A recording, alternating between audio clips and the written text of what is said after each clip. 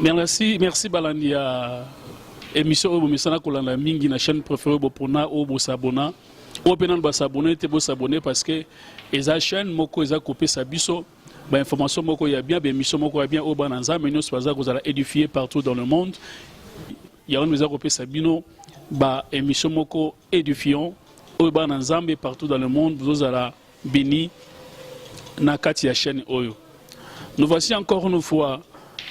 Na sujet moko très important yoko pa mula bino ba na nzambe to ponebno encore une fois monsieur na nzambe moko boko découvrir calamité na kombo ya passer Zaché Ngombo o azali vraiment une grande bénédiction pour l'église il aime toko passer moment où ensemble nabi yano o to mesana ko poser ensemble nabino nabiso toko poser ba question afin que à répondre bien sûr sur toujours il y a lumière il y a écriture parce que biso toza et le belabiso est confirmé makam oyo nzambe azako le belabiso pour to pamba vraiment maka si je trouve lelo eza si je moko na biki boko sepia nango si je zali est-ce que souffrance ezako faire partie ya école ya nzambe souffrance ezako faire partie ya vie ya mutu to ndenge to mesana koyeba ke pour ezalaka mingi batumbi alobaka kaka soki mutu azonyokama soit aza lié, soit aza na ba démon, soit aza boué.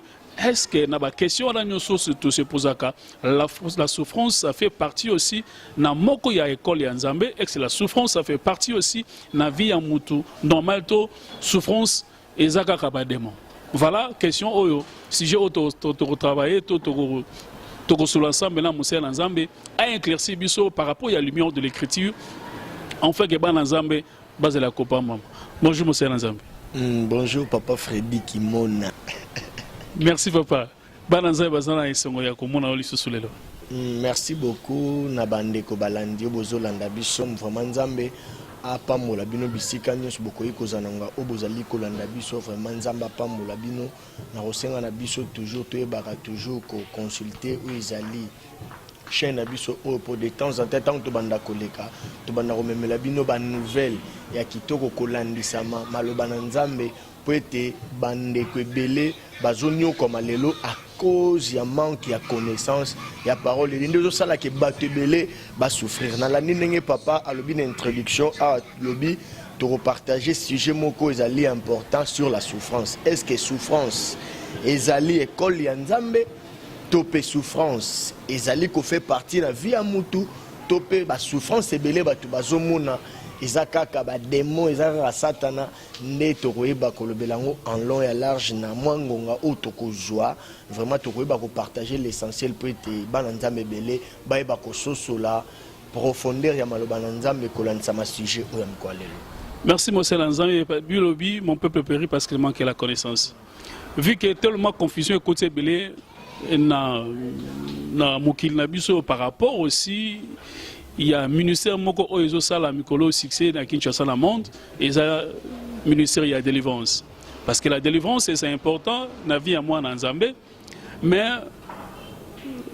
ba na Nzambe mususu ba comme une impression c'est comme si ce gazo nyo kwa makaka ce kaka na église moko songo ba bise kaka souffrance na yo soit aux alliés soit tata mwasi noko na bino au salaki mabe moko boye yangwana makama bezolanda yo yango boye boye na ngaki ensemble na bana nzamba ba comprendre est-ce que souffrance nyonso tout eza kaka na ba démon.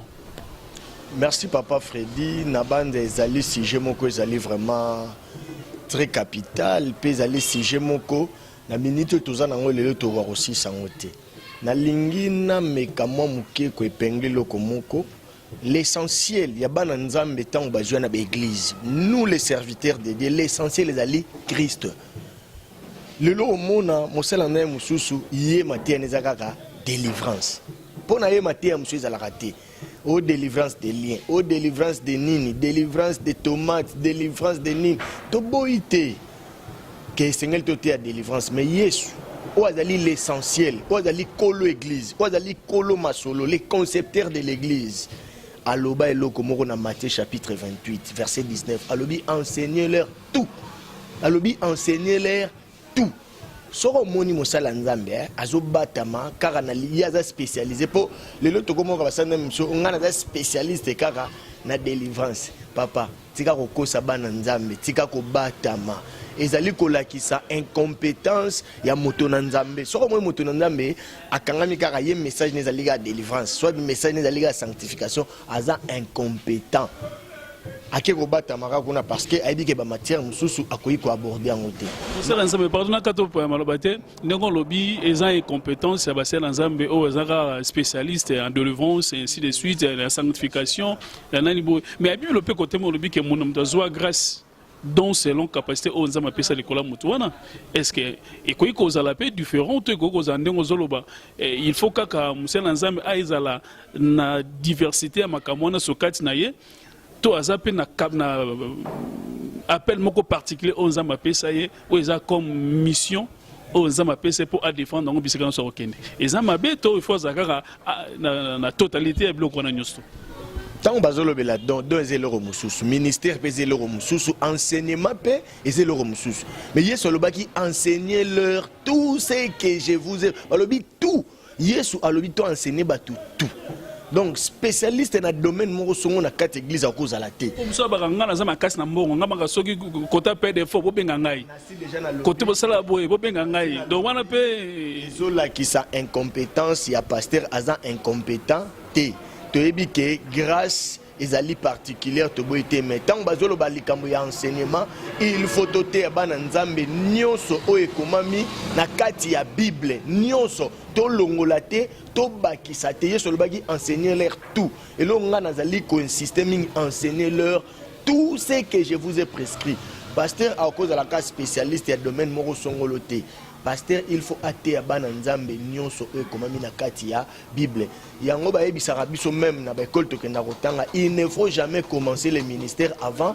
la formation donc formation ezali très important na tout enfant de Dieu na tout serviteur de Dieu oya linga sala nzambe il faut aluka ayeba kozala enseigner afana na sa makolo ndenge Paul afandaki na makolo ya Gamaliel afana na sa makolo ndenge 12 apôtres bafandaki na sa makolo ya Yesu pendant 3 ans et demi afanda lokola Yesu alekaki pe na école boyebi ke Yesu atangaki mais papa na kato soute mais ba so brake no mulimo santo ne mutu yene mtalakisaka nyos ba formation wana balakisaka batu kaka o ezali maloba kaka mais spiritualité c'est le Saint-Esprit qui enseigne tout ndeni ba sous ma formation ba sous ba koloba ke non nga mulimo santo ça formanga déjà na nyos akoka déjà na mulimo santo mais pour la nini susu akene kokota sous na ba formation ozoloba mais yango tant nazoloba ezali ki incompétence ba sala na mbele parce que bible ozomona bible ezali écriture inspirée par qui?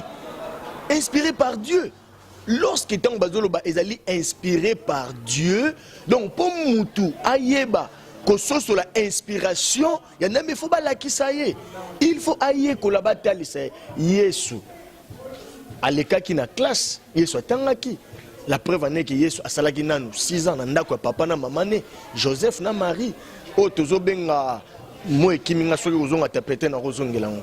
Alekaki na classe. Après Yesu akendaki na niveau supérieur. Ozomona tango afandaki na kati na âge à 12 ans tango azolo babatu bakamwaki parce que azalaki Bart Mitva wana auti tango de 6 ans à 12 ans akome Bart Mitva o balobaka le fils de la loi. Donc alekaki na catéchèse familiale yango ezo eye alekaki na catéchèse familiale après aleki na catéchèse synagogale kuna zalaki na se ya makolo barabe ayekolaki yango mo tango na to Yesu tango pe a sélectionner 12 il fallait baza na se ya makolo a enseigner bango yango mona plus loin à Kenego sa Pierre Satan vous a réclamé pour vous cribler comme les froment mais j'ai prié pour toi lorsque tu seras affermi aussi tes frères. Donc ozomona likambo ya koyekola maloba na nzambe eza le lutte apôtre Paul lobi ajouter à votre foi quoi? La connaissance. Ce qui est le Saint-Esprit, à la qui s'arrête, il faut pas aller dans la classe. Même la classe n'a pas enseignement primaire et secondaire, il ne faut pas toquer. Parce que Saint-Esprit va enseigner. Ezali ba allégorie au moni so mutu ayebi likamute akoloba o nyoso ewele na mutu tozo kota na sujet na biso lobaki likambu ya souffrance. Oui papa. Parce que le lot tozo mona basala ndembele ba souffrance mingi ezokomela batu mingi za ba démon mingi satana mingi ba lien satana mona pasi koto wana surtout bandeko tozala sérieux na makambo nzambe. D'ailleurs pour nous, on a quota, on a profondeur un message, on a signalé Bananzam. Bible en soi, ils en nous pauvres. En matière, il y a satanologie, puis en matière, il y a des démons. Parce que au banque, c'est une chance de précision. Bible est ali pauvre. Dans matière, il y a satana, puis dans matière, il y a des démons. Bible est un pauvre. D'ailleurs, ce token dans l'Ancien Testament, Mobimba. Neko, ils ont passé pour mon attaque comme il y a satana plus de 3 fois, 4 fois. Tangango. Mais ce qui est dans le Nouveau Testament, ils ont un moins mouqué enseignement sur le diable. Mais au moment la Bible, et puis ça vraiment importance sur Satan et sur les démons. Mais tant que tu as été à Bananzambi, tu as eu souffrance mingi, ou ils ont comme ils ont des démons à Satan, tu as été. Ils sont bibliques. Mais la ligne zone la sur Bible, ils sont pauvres dans l'enseignement sur Satan et sur les démons. To bata makana sima ba démonter to bata makana sima satana te soko moni muto azo bata masiming sima satan sima ba démon ils allaient fuite ya responsabilité ming pe ba maté ya mingi ye eza pona ko exploiter plepe de Dieu bana nzambe tozo fungola bino miso ba maté ya mingi ozo mona ezo te ya malelo ndeko mingi eye pona ko exploiter bana nzambe epe mingi pona ko zipa bana nzambe miso ba maté ya mingi ezo te ya manakati be église ndeko nanga nyonso izotakake pa na nzambe te. D'ailleurs Bible le bien il s'est glissé parmi vous. Donc na kati église ba faux enseignant tala ba tondi yango peuple de Dieu to azana posa ba oya sika ba telema pona ba yeba lisuko fungola peuple de Dieu misu. Or Bible zolo bana mukanda Esaïe si le peuple tant au peuple ils ont mon bienté bakokuya na kati ya libulu nangina aborder sujet aux souffrances. Et où tu as soit pas nzambe, premièrement. Deuxièmement, souffrance. Et où tu pas il y a Satana. Satana touché na ba démon na kati. Troisièmement, souffrance musu écrit que où tu as nandela mutu yemoko. Mone le lenge misatu au souffrance il la rabiso. Et où tu pas nzambe, et où tu pas Satana, soit et où tu pas ya mutu yemoko. Tant que tu as la souffrance, où tu pas nzambe. Parce que papa Simingi, il y a des choses que Nzambe a permis à passer comme la biso. Wana tozo bengango ba épreuve. Wana eza ba épreuve. Nzambe azalaka na moment moko tango a sélectionné moko na kati ya bato. Akoluka alekisa ona banzela na o to bengaka argile na maboko ya potier. Apesa yo forme oyo ye alingi. Do lokola na minute wana yo okoti demande ya poni yo. A réquisitionner na katia musala na yo siko il faut au luka o se soumettre na katia makamunyo so royebisa yo soko résister a rotika mais soko se soumettre au lanindela na yango moni o to bengaka école ya nzambe o to benga ba épreuve souffrance monsieur uta de panzambe isa ba épreuve nzamba collection na ndela ba épreuve au mona pe bandiko kelela au mona pe makambe bandiko kanga mande bandiko simba te wana to benga ngo école ya nzambe. La preuve en est que Joseph allait à une école en Zambie où tu as une épreuve a zui où ezali vision que auzala mutu munene mais mukolo a zui vision ti mokole qui ne koksama il s'est passé au moins 17 ans na kati wana mais 17 ans mukolo o Joseph a zui kindoto ti mukolo accomplissement 17 ans on est allé 17 ans à passer ils allaient 17 ans à passer donc azala ki na kati école ya nzambe.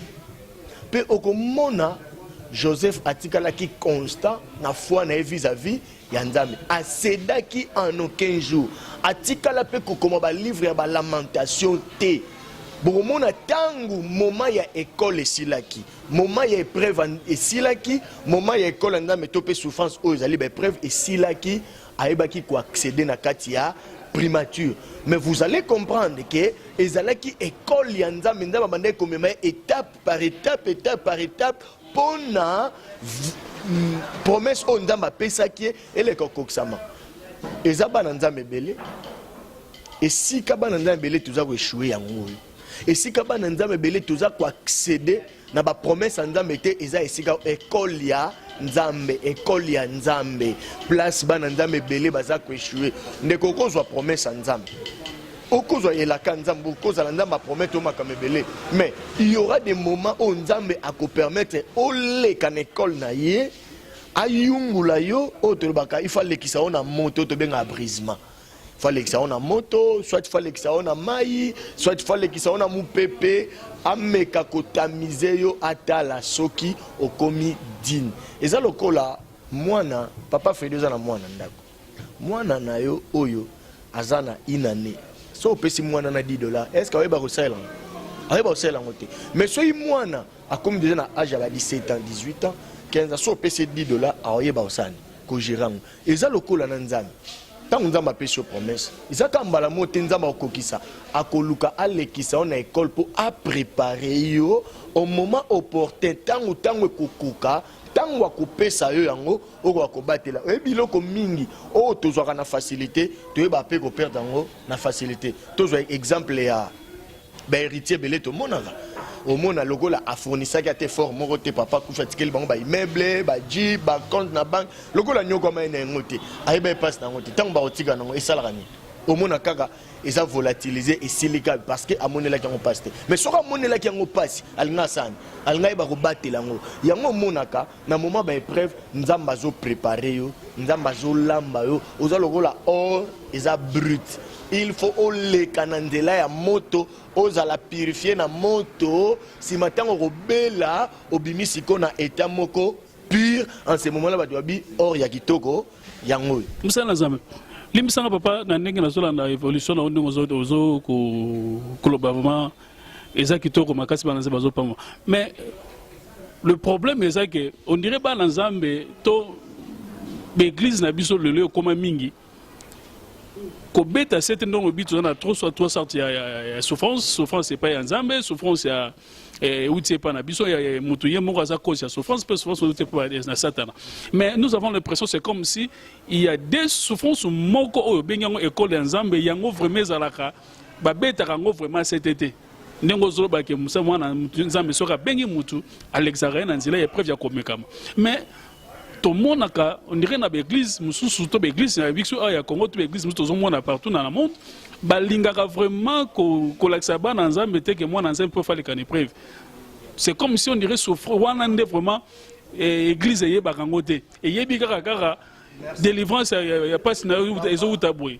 passe na ezo utabwe papa Freddy soko mo église bazotia makambo na olobate école ya nzambe épreuve wana ezali christianisme facile tokoki jamais côté ya peuple de Dieu christianisme facile o soko yepa na Yesu okozwa bandako mais évangile balaxi ba na nzambe yango wana papa kasi yango lelo moni église eza par terre yango mo lelo église eza ya kobeba du n'importe quoi et komi ko sala man église na kati église ba komi ko bimisela batu tiba mbongo. Eh ma sœur, mon frère, banda e uta wa. Yesu pa bisa mbongo na mbisi papa. Wana ezalaki na mbisi. Ezalaki te ke soki ndenge nini. Bango pe tolingi ba kena ebale, ba bimisa mbongo na kati ya mbisi, oza na kati ya ebale. Mais na batu bozo ndima te bongo na kati ya ebale bo ndima ndeli. To ndima po soki ezali ya Yesu parce que et se conformer na miracle ya Bible. Miracle nyo ko sala ma ezali en dehors ya Bible, ezali ba miracle anti-biblique. Yesu alobaki boko sala koleka ngai. Et ça peut être le problème est une façon à booster bisto na foi parce que Bible lobi disciple à l'écaramètre n'a été ils a une façon Yesu bandeka ko tindika biso tous na foi to le maté mutoko le kaye sur la miracle asate pour Yesu zanzam nengena lo babol makam oyo batu bazote ya lelo église ezobela église a malade bolimbisanga so na bango parce que évangile facile ezalaka te Yesu lobaki Pierre a tourné tout tiki nyoso to landi to kozwa nini Yesu ayebisaki na siècle présent bokozwa tout au centuple mais avec des persécutions tala kondimela Yesu koyamba Yesu lokola mo konjpe mo big c'est ali chèque en blanc ti eza chèque en blanc te ke marmio so comme facile te et comme na ba moment msu rokelela rozanga batu bakoyina yo bakobwakisa yo bakochula yo bakosala yo n'importe quoi mais yango de place comme que ba démon yango comme que satana nemta comme allié yo tangu mulai soko zomona boete yango na mtezo ko sa confession na bana nzambe siko yango monique église ezalaki bâti na fondement ya ba apôtre te église il faut etongama na fondement ya ba apôtre to bengi enseignement des apôtres. Église, ceux qui ont bandit, c'est un caca, na ba ria, ba délivrance, mo beaucoup ezate, enseignement ezate, et sili. Parce que ndaku, il faut ton amalikolo ni, libanga. Or que la pierre angulaire est un Yesu Massia. Enseignement bapote ezali la personne et l'œuvre de Jésus-Christ. Lelo maté à Yesu. Vie à Yesu. Tu bois gangoli, les bandes église. Tozwa nesika tote ya Yesu. Tote ya vie ya Yesu, to la sabatu Yesu, to la sabatu kulusu ya Yesu. To komi kotel sabatu ba démon, to komi kotel sabatu diable, to komi kotel sabatu ba lien. Yesu o azali kolo église, les concepteurs de l'église, to bemise libanda. Kolo église. Yo ke boke libanda. Mais papa, na l'église on peut le lo so ba enseignement ozo ba wana pe so ba to achi ba enseignement ba zo yate. Ba ba linkaka maté ya ya délivrance wan ba suya ebele mais ba enseignement non ozo ba kito zonga ba moboko ya ba apôtre isa moi pas parce que l'église yango ya Congo to église yango munda tie comme kaka bango ba linga église o une semaine le l'autre salle de délivrance sa famille kingani une semaine après un mois to le kana famille ya délivrance ya kingani un mois après 40 jours bango ba linga ndengo wana po yango ndimto sala rage mikolo na l'église c'est lananga bien tout ça la makamte pour nous sepeli sabat.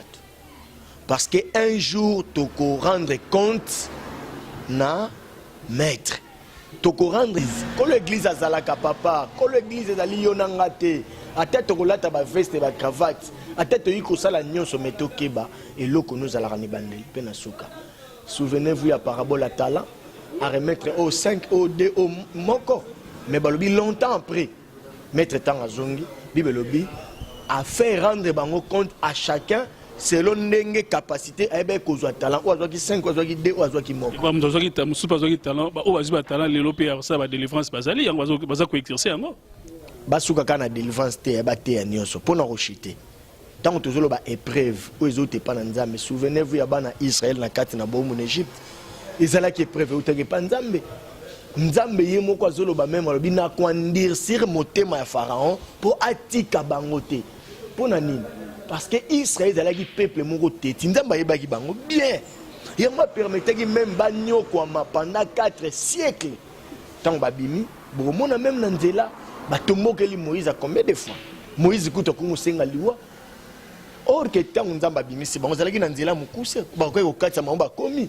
Mais nzambe amemi bango le susu 40 ans na kati ya désert. Donc épreuve sur épreuve. Moi nzambe on a chité na ça OK. Épreuve nyonso pa ya nzambe ezalaka ne bandel pe na suka moment ya épreuve ezalaka ne bandel pe na suka soki olingi otambola malamu na nzambe moment ya épreuve na yo ezala molai te se soumettre na volonté ya nzambe se soumettre na mateya ya nzambe se soumettre na makambo nyonso oyo nzambe akoyebisa yo soki oyebi ke obanga ano nzambe oyokana ano na nzambe et que je mona makambo ezokomela yo ndeko kolela te kokoma ba livre ba lamentation te yoko bakaka kangama na nzambe tikala na nzambe mais soko mono zalaka lokolo moko li kati lokolo moko libanda ndeko zonge pa na nzambe c'est que souffrance na yo les épreuves zote pa na nzambe te épreuve oyo take pa na nzambe zalaka ne bandil pe na suka mais mutu a se conformer na parole de Dieu a en intimité na nzambe ayokana na nzambe atomoni pasi atomoni nyonso mabe koya ndima parce que ezali nzela oyo nzambe azolekisa parce que il y a pas de Canaan sans passer par le désert yango oyo tobengaka ba épreuve. Merci Monseigneur Nzambe. Nzambe pombola binoyebi ke tosuki awawa meza sukate topesi bino promesse to continuer encore ce jour na Monseigneur Nzambe prochainement a Rosalan ko invité na biso en fait que to kota lisusu na mozindo pour bana Nzambe ba comprendre ba réalité mususu o eza ko échapper biso na kati ya christianisme parce que message est comme tellement dévié que ban Nzambe baza ko comprendre sous te pona bango souffrance nyonso ezana bomwe na bango onire utika ke pa ba démon onire uti boye et papa pardon pona côté moi mamuke mais le pe bamusu ba prophète pe ba Nzambe belé pour bango na message nazo mona onire boye makamuno onire na sama ngani boye yango nimte côté si pe ba Nzambe na mutute na éviter na mukuse pour to continuer prochainement. Toujours temps koleka koloba pe kofungola bana nzambe miso Bible dit quand le peuple ne voit pas l'aurore il go tamola boité toleka tozonga su tokobalika ba prophète tolobela biso prophète c'est le pensée biblique prophète azanani pe prophète à cause à la nengeni o nyos tozomona a soin disant ba prophète ndeko tokeba mingi bazaba mbikudi mingi azane kaka momoni bandoto momoni ba vision ami bengi prophète. Donc wana tout tokozwa le belango. Donc tokeba na ba prophète nzela na ba prophète bingo bino benga ba prophète metam super bazana ba prophète na tango akala ndeko soki mboka bayoki prophète abimi mboka nyonso komolenga même na mukonzi azolenga c'est que il y a ainsi dit l'Éternel. Merci. Maramogoza tellement lengi nulle part ailleurs. Donc continuer sujet on a vu que vous allez couper moi musa na zamna lingi opesa numéro contact bato ba na za bazola ndo baza partout dans le monde peut-être ba roza na ba question mususu oyo batikali na posa ba ina question ba ko poser yo okopesa numéro ya contact et vous allez bien pour ba na nzambe ba ko tunu mituna mususu et vous allez magi toko makasi 00243 0900 18 99 33 na bandeli 00243 0900 18 99 33 numéro monsieur Zali 00243 89 79 54 521 soro bengi wana ba numéro na ngai pasteur Zaché Ngombo Papi orozwanga imbala moko donc téléphone ngai yango na pesa mutute. Merci monsieur Lanzambe. Totiki bino nzamba pambola bino tokutani prochainement même chaîne okomona ba émission oyo ya kitoko bozo pambola bana nzambe nzamba pambola bino minga kolobisa ete tokutani prochainement na sujet oyo je crois toko inviter encore l'homme de Dieu tokota encore dans la profondeur pour ete to pambola bana libota na nzambe balongwa na ba ignorance oyo elati bana nzambe bien sûr ne tozoloba sur la lumière des Écritures, enfin que l'Église, non pas seulement à Congo, mais au monde entier, ezala béni, ezala sauvé par la grâce de Dieu. Que Dieu vous bénisse, tout prochainement. Bye.